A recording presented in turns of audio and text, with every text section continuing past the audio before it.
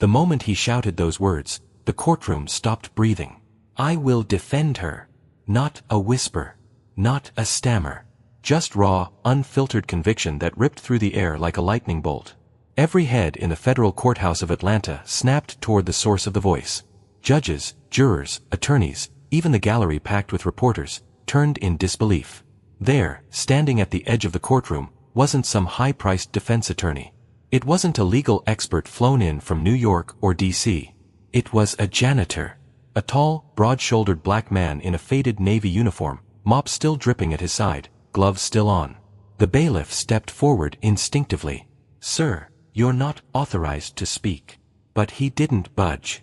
His name was Ezekiel Carter, Zeke to those who bothered to learn it, and he had just rewritten the rules of the room. "I have evidence," he said, voice steady now, the tremble gone. Laughter followed, sharp, cruel. Someone muttered, "What, he found a clue in the bathroom?" But Zeke didn't flinch. He didn't come here for laughs. He came because something didn't sit right. Because he'd spent the last 3 weeks studying files by lamplight in a one-bedroom apartment over a fried chicken joint, while his daughter slept just feet away. Because he knew what it looked like when someone powerful got set up to fall. At the defendant's table, Alexis Monroe, CEO of Janitor Corp., didn't even turn at first. She was too proud for that. Too hardened. But when she finally looked, her eyes froze. She recognized him. The janitor. The guy who cleaned the labs after hours. Who nodded politely in elevators and always left the office sparkling. "You," she whispered. Zeke just nodded. Calm. Unshaken. He wasn't there for her approval. He was there for the truth. And sometimes, the truth walks in holding a mop. Ezekiel Carter wasn't the kind of man who drew attention. He was the kind people passed in hallways without really seeing. Quiet, efficient, respectful. The kind of man who didn't make noise but noticed everything. He was 42. Built solid. 6'2", with shoulders like a linebacker and hands that had seen 1,000 scrub brushes. His skin, a deep, smooth bronze. His face was sharp but kind, the kind of face that said, "I've been through it, but I'm still here." A neatly trimmed beard, eyes that held history, and a voice that rarely rose above conversation unless it had to. People called him Zeke. He liked it simple. Years ago, he had been something else. A scholarship student at Howard University School of Law. Top 10% of his class. He had dreams of defending the underdog, of making the kind of arguments that changed lives. But life had other plans. When his wife, Mariah, died unexpectedly from a heart condition, everything stopped. One day he was outlining case law for a mock trial. The next, he was holding a 2-year-old in one arm and foreclosure papers in the other. He left school. Packed away the textbooks. Found the first job that would keep food on the table and a roof over their heads. That job was cleaning floors. He never complained. Never played victim. Because Naomi, his daughter, became his reason. Smart as a whip, curious like her mama, and already talking about building robots before she turned 8. They lived in a small apartment above a corner store in South Atlanta. The walls were thin, the heater was stubborn, and the water pressure made showers an act of patience. But it was home. Zeke filled the space with bedtime stories, Sunday morning pancakes, and quiet promises that no matter what, he'd show up for her. His job at Janitor Corp started 4 years ago. Night shifts. Empty hallways. Silent labs. The kind of silence that lets a man think. Over time, he learned the building better than anyone. What was out of place. What had been moved. What didn't belong. And then, there were the documents. Files. Fragments. Paper trails no one thought to hide from a janitor. But Zeke noticed patterns. He had the eye of a former law student and the instincts of a man who'd been underestimated his whole life. By the time the scandal broke, he'd already seen too much. He couldn't prove everything. Not yet. But he knew what the truth smelled like. And it didn't smell like bleach. So when Alexis Monroe was dragged to court and no one stood beside her, Zeke made a choice. He stepped forward. Not because he owed her. But because Naomi once asked him what heroes look like. And he wanted to give her an answer that wasn't found in comic books. Alexis Monroe was not used to silence. She was the kind of woman whose footsteps echoed with certainty. The kind whose presence alone quieted a boardroom. 35, sharp as a scalpel, and unapologetically brilliant. Her rise to the top of Janixa Corp was anything but graceful. It was a climb, a fight, a war she won by outthinking, outworking, and outlasting everyone else. She didn't smile unless it meant something. Didn't speak unless it mattered. And she never, not once, looked back. Until now. Now, she sat in a cold courtroom beneath flickering lights, her high-powered legal team absent. The seat next to her was empty. The same attorneys who once called her a visionary, a trailblazer, had suddenly backed away, citing irreconcilable conflict. No explanation. No protection. Just a woman alone at a defendant's table, dressed in navy silk and steel nerves. Outside, the headlines were merciless. CEO Alexis Monroe indicted for securities fraud. Janixa scandal, genius or criminal. The fall of a tech queen. Inside, the air was heavier than marble. She didn't flinch when the charges were read aloud. Didn't blink when the prosecution laid out their claims, altered contracts, hidden assets, forged digital signatures.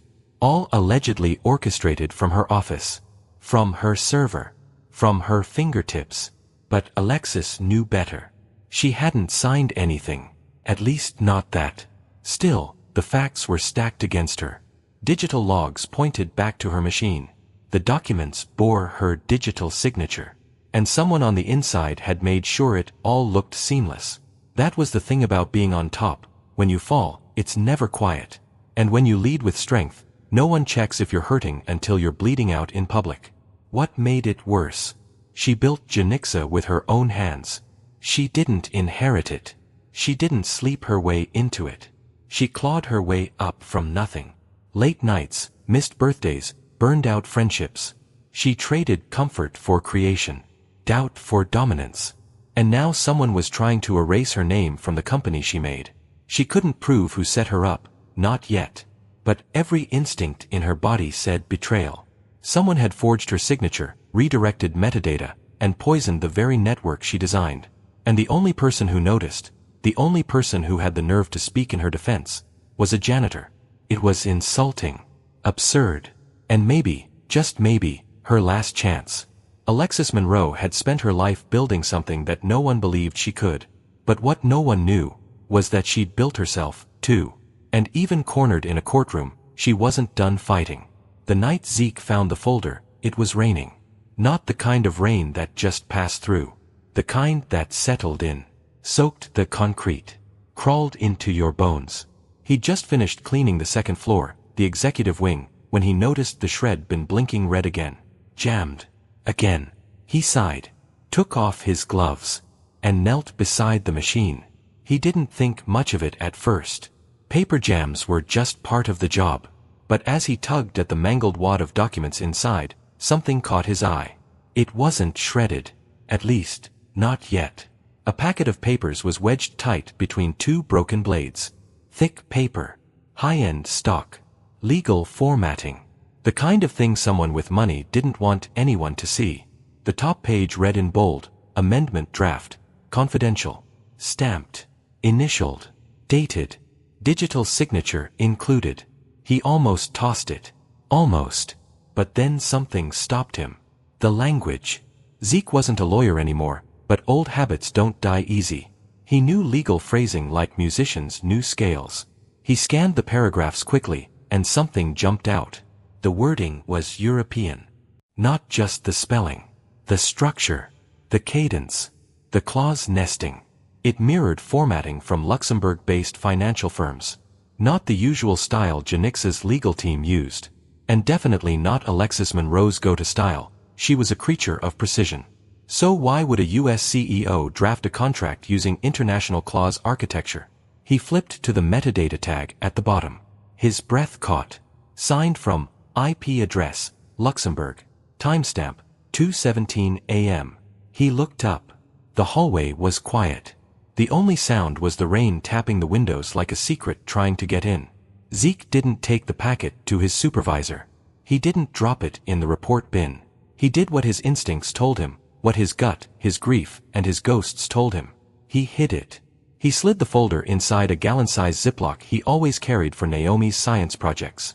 Then tucked it behind the false panel in his mop cart. That night, after Naomi had fallen asleep in their two-bedroom apartment, he pulled out the folder and laid it across their tiny kitchen table. The pages glowed beneath the flickering light above the stove. He read them 3 times. Highlighted sections in red. It wasn't just fishy. It was planted. Whoever forged that contract knew exactly what they were doing. They didn't just want Alexis out. They wanted her legacy scrubbed clean, her fall tied neatly with a bow of digital guilt. And no one would have caught it. Except the janitor who cleaned the corners no one else saw. The next morning, the courthouse buzzed like a hornet's nest. Security was tighter than usual. Cameras lined the sidewalk. Reporters clutched notepads, whispering about stock crashes and backdoor deals. Everyone wanted blood. Everyone wanted a headline. Inside, courtroom 3B smelled like old wood and fresh coffee. The kind of scent that didn't belong in a place where reputations went to die. Alexis Monroe sat alone at the defense table, stone-faced. No lawyer beside her. Her jaw was tight, her hands folded, her spine straight. But her eyes, they scanned the room like a woman bracing for impact. And then he walked in. Zeke Carter. No suit. No tie. Just a navy button-down tucked neatly into pressed khakis. Clean boots. A worn leather folder tucked tight beneath his arm like it held the gospel. His presence sent a ripple through the gallery. People whispered. Cameras clicked. One of the junior prosecutors leaned over and muttered, "What's the janitor doing here?" He took a seat behind the defense rail. Quiet. Focused. But alert, like a man waiting for his name to be called in a war that wasn't his. The judge entered. "Court is now in session," the bailiff called. The prosecutor, Calvin Rowe, stood and began laying out the government's argument. Charts, emails, timelines, all damning. They showed Alexis's digital signature on an altered contract. They claimed she had doctored a venture clause, rerouting financial liability in a way that benefited her company, illegally. Then came the moment of silence. "Your Honor," the judge said, turning to Alexis, "do you have legal representation for this hearing?" Alexis hesitated. Then she spoke, clear, deliberate. "No, Your Honor." "And do you waive your right to counsel?" She turned, met Zeke's gaze. Her voice didn't tremble. "I would like the court to hear from someone on my behalf." The courtroom stirred. The judge adjusted his glasses. "Is this person licensed to practice law?" Zeke stood slowly. "No, sir. I'm not." "Then on what grounds should this court allow you to speak?" Zeke stepped forward, folder in hand. Rule 42B of the Georgia State Pretrial Procedure Code allows for a temporary third-party speaker if the defendant has no counsel present and does not object. The judge raised an eyebrow. "You know your procedural law." "I used to study it," Zeke replied, calm. "Now I mop floors." The judge looked at Alexis. "Do you object?" She paused, then shook her head.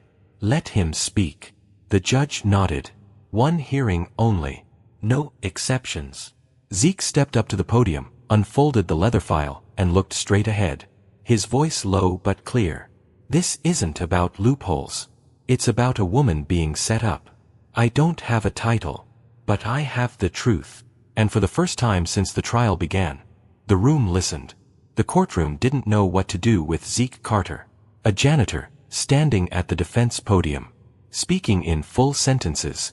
Quoting court procedures like he belonged there. The prosecutor, Calvin Rowe, was clearly amused. He rose slowly, adjusting his designer tie with a kind of smugness that only came from winning too easily. "Your Honor," he said, voice soaked in sarcasm, "while I'm sure Mr. Carter's mop bucket has witnessed many fascinating things, I'd like to remind the court that he's not a licensed attorney. This is a federal fraud case, not an open mic night." Zeke didn't flinch. Didn't blink. He simply reached into his folder and pulled out the first document. Printed, labeled, tabbed with care. "Respectfully, sir," Zeke said, addressing both the prosecutor and the judge, "I'm not here to perform. I'm here because I saw something no one else bothered to look for." He held up the document. "This is a copy of the amended contract Janixa supposedly filed with the SEC. The version with Alexis Monroe's signature." He flipped to the metadata. But this file contains a traceable digital trail. It shows the signature was logged at 2:17 a.m. from an IP address registered in Luxembourg. Not Atlanta. Not even the U.S. The room shifted. Quiet murmurs. Raised eyebrows. The judge leaned forward. Zeke continued, turning to the jury box. Now, I might not wear a suit, and I don't have letters after my name. But for the last 4 years, I've walked the halls of Janixa. I've emptied the bins, wiped down the whiteboards, and cleaned the glass offices where people like Mr. Rowe wouldn't even nod when I passed by. He looked directly at Calvin. But I've read every clause of that contract. 3 times. I know what's missing. And more importantly, I know what's been added. Rowe stood again, scoffing. Your Honor, I move to strike all of this as hearsay. But the judge held up a hand. We'll verify the metadata independently. Zeke nodded, then glanced at Alexis, who sat stone still, her eyes locked on him. He stepped back from the podium, voice steady. Rank doesn't define worth. Just because someone cleans up after others doesn't mean they don't see the mess being made. He looked at the jury once more. Sometimes the truth doesn't come dressed in power suits. Sometimes, it walks in wearing work boots and refuses to stay silent. And for a moment, no one had a response. Because when a janitor speaks like that in a courtroom built to silence people like him, people listen. The courtroom emptied slowly, like air leaking from a balloon no one wanted to pop. Zeke gathered his folder, slid his papers into place, and stepped off the podium. He could still feel the heat of every stare in the room on his back, like sunlight through a magnifying glass. Alexis Monroe didn't move. She just sat there, silent, motionless, until the last camera crew packed up. Then, without a word, she stood, heels clicking like clock hands on tile, and crossed the room toward him. He turned to face her, bracing himself for whatever she might say. You embarrassed me, she said flatly. Zeke nodded. I figured I might. Her expression didn't soften, but her voice did, just a fraction. You also slowed them down. Just enough. He met her gaze. You looked like you were standing alone. I couldn't watch that and stay quiet. Alexis folded her arms, studying him like a strategist sizing up a battlefield ally. You don't know me. You don't know what this could cost you. I know, he replied. But I also know that when someone's drowning, you don't need their resume to pull them out of the water. That got her. Barely. The corner of her lip twitched, then stilled again. I don't trust people easily, she said. Neither do I, Zeke answered. But I trust what I saw in that metadata. Someone forged your signature. They wanted this to stick. And they were counting on nobody paying attention to a janitor. She hesitated, then asked the question that had clearly been biting at her since the hearing ended. Why would you help me? He paused, looked down at his hands, scarred, rough, calloused from years of holding things together. Because my daughter asked me once what justice looks like, he said softly. And I didn't want to show her a courtroom where truth only matters if you wear a suit. The silence between them stretched. But it wasn't empty. It was heavy, real. Finally, Alexis reached into her briefcase and pulled out a tablet. She tapped a few times, then turned the screen toward him. This is everything I still have access to. Financials. Personnel records. Contract archives. If someone inside did this, we'll find them. Zeke raised an eyebrow. We. She didn't blink. Unless you're planning on disappearing. He smiled faintly. I clean up messes for a living. Might as well start with one that matters. And just like that, the most unlikely alliance in that courtroom was born. Not out of strategy, not out of friendship, but out of necessity. Out of survival. And maybe, just maybe, out of something deeper neither of them could name yet. They started digging the very next day. Alexis and Zeke sat side by side in a dim conference room inside Janix's downtown Atlanta headquarters. The blinds were drawn. The air smelled like stale coffee and quiet desperation. On the table between them, 2 laptops, stacks of printed reports, and the soft hum of a server connection Zeke had no business accessing. Except now, he had her clearance. Who would have had access to your signature token? He asked. Alexis leaned back, thinking. Only my inner circle. CIO, General Counsel, and Jonathan Kim. Zeke looked up. Who's Kim? VP of Global Partnerships, she said. Handled all overseas investments. Sharp guy. Harvard educated. Smooth, polished, the kind of executive who says the right things in the wrong moments. Zeke frowned. Does he still work here? No. He resigned 2 months ago. No warning. Just vanished. Said he was burned out. Needed clarity. Zeke raised a brow. Clarity, huh? Sounds like someone got out before the walls started cracking. They pulled up his file. Travel records. Email logs. Expense reports. That's when they saw it. A flight to Luxembourg. Booked 2 weeks before the forged contract was uploaded. The trip wasn't on his official calendar. No approvals. No reason. Just there. And then another red flag. A single expense claim. $2,400 for a luxury hotel in Luxembourg City. Buried under miscellaneous consulting. Alexis narrowed her eyes. That was never authorized. Zeke's voice was quiet. He used that trip to plant the signature. But how? She asked. I never gave him access to my encryption token. You didn't, Zeke said, scrolling through the logs. But someone cloned it. They both went still. That's not just internal sabotage, Alexis whispered. That's espionage. Zeke nodded. And whoever helped him do it is still in this building. A cold silence fell over the room. Then Alexis said something Zeke hadn't expected. We need to find out who's covering for him. Zeke agreed. But we also need to move fast. Because if someone catches wind we're onto them, Naomi and I could be in danger. Alexis turned sharply. Your daughter. Zeke nodded. She's the reason I'm in this. I didn't step forward for applause. I stepped forward because she deserves to live in a world where truth has teeth. Alexis said nothing. But something changed in her face. Something raw. Unfiltered. That night, Zeke took Naomi to his sister's house across town. He didn't explain much, just that it was, for a few nights. Naomi, sharp as ever, didn't ask questions. She just hugged him longer than usual. And as he walked back to his car under a flickering streetlight, Zeke knew one thing. Whoever set this up wasn't just after Alexis's job. They were after her legacy. And he wasn't going to let them take it without a fight. Zeke didn't sleep that night.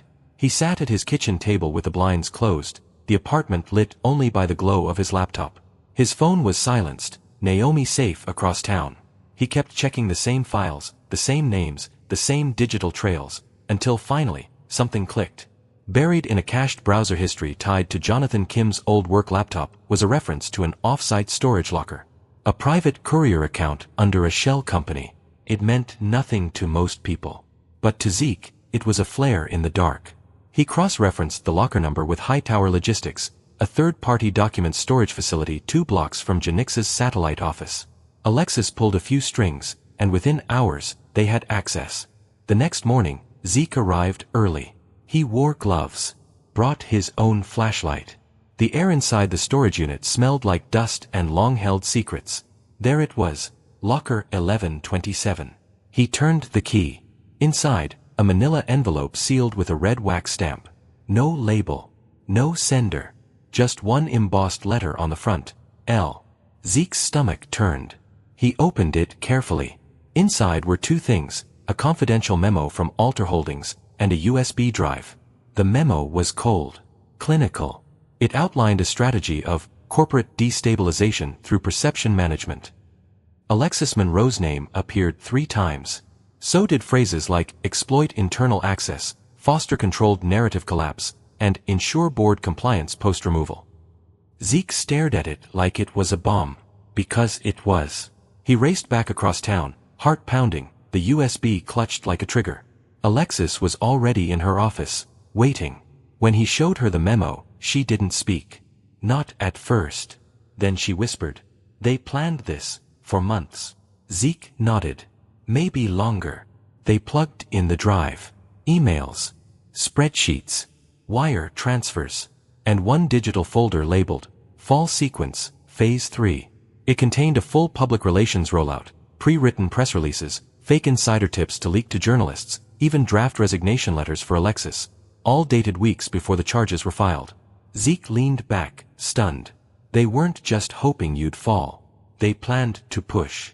Alexis's hands shook. But her eyes? They were steel. "I'm done being the target," she said. Zeke stood. "Then let's turn the table." That night, Zeke didn't go home. He sat in Alexis's office, documents spread across the table like a general planning an ambush. For the first time in weeks, they weren't reacting. They were ready to strike. Because the game had changed. The hunter just became the hunted. The courthouse was quieter that morning. Not because the crowd had thinned, if anything, more people had shown up. But the energy had changed. It wasn't chaos anymore. It was anticipation. Like the air before a thunderstorm. Zeke walked through the main doors in the same clean khakis and dark button-down he'd worn before. But this time, he carried more than a folder. He carried proof. Alexis entered from the side hallway, flanked by 2 new attorneys, late additions, hand-picked and briefed on every detail Zeke had uncovered. She looked calm. Not untouchable, not ice-cold, but focused. Grounded. Her armor now wasn't distance. It was truth. When the judge called the session to order, the prosecution took the floor first. Calvin Rowe wasted no time. "Your Honor, I find it absurd that this court is still entertaining the ramblings of a janitor," he said, voice full of disdain. "No verified chain of custody, no expert validation, just conspiracy theories and borrowed time." Zeke stood. He didn't raise his voice. He didn't need to. "I'm not an expert, Your Honor. I'm a witness. And I came here with receipts." He handed a sealed envelope to the court clerk. Inside, the memo from Alter Holdings, time-stamped files from the USB, a digital log of the locker's registration under a shell account linked to Jonathan Kim. The judge reviewed it slowly. Then nodded to the clerk. "Preliminary checks confirm a valid digital trail," the clerk said. "The metadata has not been altered." Zeke turned to the jury. They thought no one would notice. They thought truth only had a voice when it came from power. "But this," he said, holding up the memo, "this is their blueprint. They planned to destroy Alexis Monroe's name, one forged document at a time." He stepped closer to the bench. "And the reason I'm standing here is because someone finally looked too long at the wrong floor tile. I saw a paper jam. That's all. But it led here." The courtroom was still. Until Alexis stood. "Your Honor," she said, her voice clear. "I request the court issue a formal motion to investigate Jonathan Kim and any Janixa board members with access to my signature protocols." The judge leaned back, considering. Motion accepted. Calvin Rowe's face drained of color. The judge turned to the jury. "You now have everything you need to deliberate. Court is in recess until a verdict is reached." As the gavel dropped, the reporters rushed out, phones lighting up like wildfire. But Zeke didn't move. He looked at Alexis, who met his eyes without a word. There was nothing left to say. Because sometimes, the loudest statement is simply standing in the truth. In the days that followed the final hearing, the storm began to settle, but not in silence. It settled in motion. Janixa Corp didn't just recover, it began to breathe again. The office that had once pulsed with anxiety now moved with a different rhythm. Laughter echoed in the break rooms. Conversations stretched longer at the elevator banks. The air no longer felt like glass waiting to crack. And at the center of it all, stood 2 people who were never supposed to meet as equals. Alexis Monroe returned to her corner office, not as the invincible CEO people had feared, but as the one who had survived fire without losing her reflection. She held more meetings with the lights on. She started listening more, asking more. The walls stayed, but the doors stayed open. She didn't forget who tried to bury her. But more importantly, she remembered who helped her rise. Zeke Carter declined every promotion Janixa offered. They tried to give him an office, a title, even floated the idea of corporate ethics consultant. He smiled and shook his head. "I'm not looking to climb," he said once. "I just want to keep the floors clean, and the system honest." Instead, he helped redesign Janixa's internal reporting process. Quietly, from behind the scenes. He worked with the IT team to flag inconsistencies in internal signatures, helped HR write a "see something, say something" clause into every employee manual.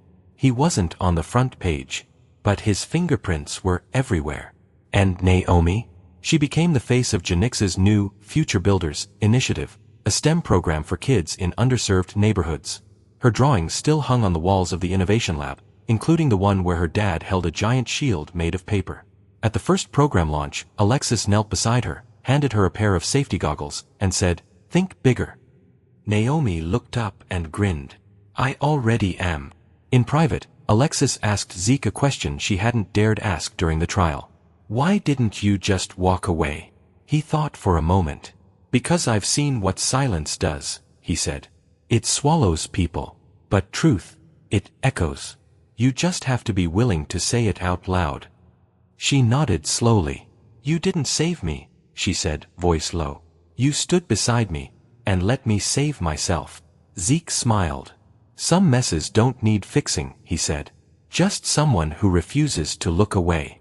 And just like that, they both understood something unspoken. Redemption doesn't start in courtrooms. It starts in the quiet. In small choices. In people who choose to stay, long after everyone else has left. Some truths don't wear badges. They don't come with press conferences or applause. They don't wear suits. They don't carry gavels. Sometimes, the most powerful truths walk in quietly. Mop in hand. Eyes wide open. Zeke Carter never planned to stand in a courtroom. He never set out to challenge a billion-dollar corporation, or to unravel a conspiracy, or to teach a CEO what resilience really looked like. He just showed up. He saw something no one else wanted to see, and refused to pretend it wasn't there. That's the thing about integrity. It doesn't care where you come from. It doesn't need a degree. It just needs a spine. The world is full of systems that try to decide your value for you. Where you live, what you wear, what you do for a paycheck, those things become boxes people try to keep you in. But worth isn't printed on a business card. It's lived. It's earned. One hard choice at a time. And sometimes, it's shown by a man cleaning the floors, who chooses not to stay silent. Who teaches his daughter that heroes don't always fly. Some just stand. And hold the line. Alexis Monroe didn't lose everything. But she lost enough to know what matters now. She doesn't walk through her building the same way anymore. She sees people. All of them. And that matters. Because the real legacy of Janitor isn't its patents or profits. It's the fact that a company built on silence chose to listen. The janitor never became the CEO. He didn't need to. Because he reminded everyone that justice doesn't need a title. It just needs someone willing to stand up. So maybe the next time you see someone wiping down a glass wall or emptying a trash bin, ask yourself, what do they see that you don't? What truth are they carrying? And would you listen if they finally spoke? Because in the end, love, justice, dignity, they're not about what you say. They're about what you do. If this story moved you, even just a little, I'd love to know. Where are you watching from? Drop your city or country in the comments below. I read every single one.